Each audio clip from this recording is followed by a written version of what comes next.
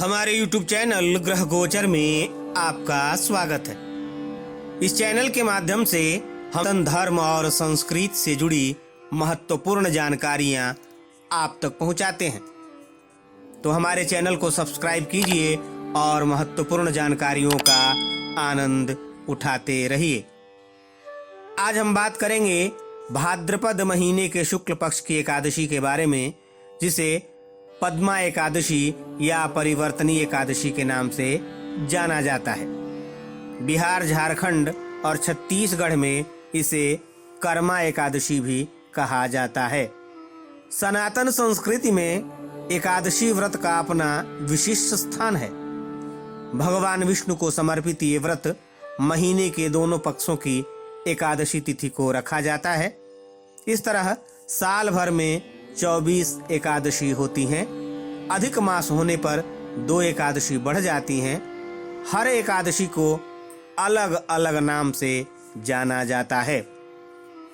पद्मा या परिवर्तनी एकादशी के नाम से प्रसिद्ध भाद्रपद शुक्ल पक्ष की एकादशी इस वर्ष 29 अगस्त दिन शनिवार को है।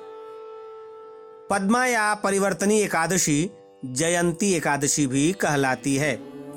इसका व्रत करने से वाजपेय यज्ञ का फल मिलता है। पौराणिक मान्यताओं के अनुसार चातुर्मास के शयन के दौरान भगवान विष्णु आज अपनी करवट बदलते हैं, इसलिए ही इसे परिवर्तनी एकादशी कहा जाता है। आज भगवान विष्णु के वामन रूप की पूजा करने का विधान है। तो चलिए अब जान लेते हैं कि पद्मा एकादशी व्रत की विधि क्या है। एकादशी से एक दिन पहले सात्विक भोजन करें। सुबह जल्दी उठकर स्नान करें। स्नान के बाद व्रत का संकल्प लें। भगवान विष्णु की प्रतिमा के सामने घी का दीपक जलाएं। विधि विधान से विष्णु भगवान की पूजा करें। वैदिक मंत्रों से ध्यान, आवाहन और प्राण प्रतिष्ठा कर आसन अर्पित करें। पुनः पाद्य, अर्घ्य, आचमन और स्नान अर्पण करें। पंचामृत से स्नान कराने के बाद शुद्ध जल से स्नान कराएं। वस्त्र, उपवस्त्र, यज्ञोपवीत, चंदन, कुंकुम, फूल की माला के साथ सुगंधित इत्र अर्पण करें। भगवान को तुलसी दल और तुलसी मंजरी अवश्य चढ़ाएं। अपनी सामर्थ्य के अनुसार नाना प्रकार के पकवानों सहित पंचमेवा मिठाई का भोग लगाएं और फल अर्पण करें। लौंग, इलायची और सुपारी के साथ तांबूल यानी पान अर्पण करें।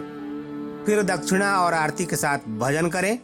वैसे तो एकादशी का व्रत निर्जला रहा जाता है, लेकिन अगर ऐसा संभव नहीं हो तो फलाहार कर सकते हैं। मोह माया से दूर रहकर इस दिन भजन कीर्तन करना चाहिए। दिन भर भगवान विष्णु का ध्यान करें। पूरा दिन व्रत रखने के बाद शाम को भगवान विष्णु की पूजा करें और अपनी इच्छा अनुसार उन्हें भोग लगाएं। एकादशी के दिन विष्णु सहस्त्र नाम का पाठ करने से विशेष फल की प्राप्ति होती है।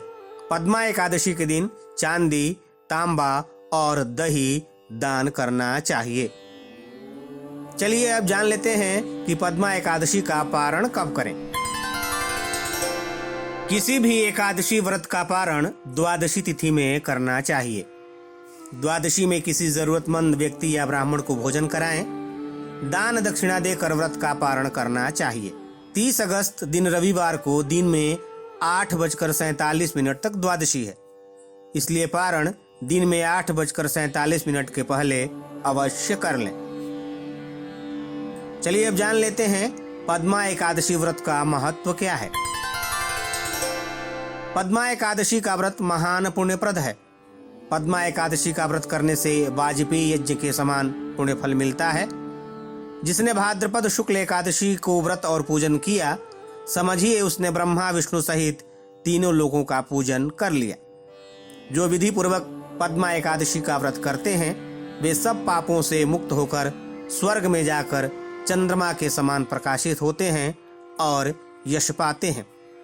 पद्मा एकादशी के दिन जो मनुष्य भगवान विष्णु के वामन रूप की पूजा करता है, वह तीनों लोकों में पूज्य होता है। तो आप भी पद्मा एकादशी का महान पुण्यप्रद व्रत करें और भगवान विष्णु की कृपा प्राप्त करें। ओम नमो भगवते वासुदेवाय।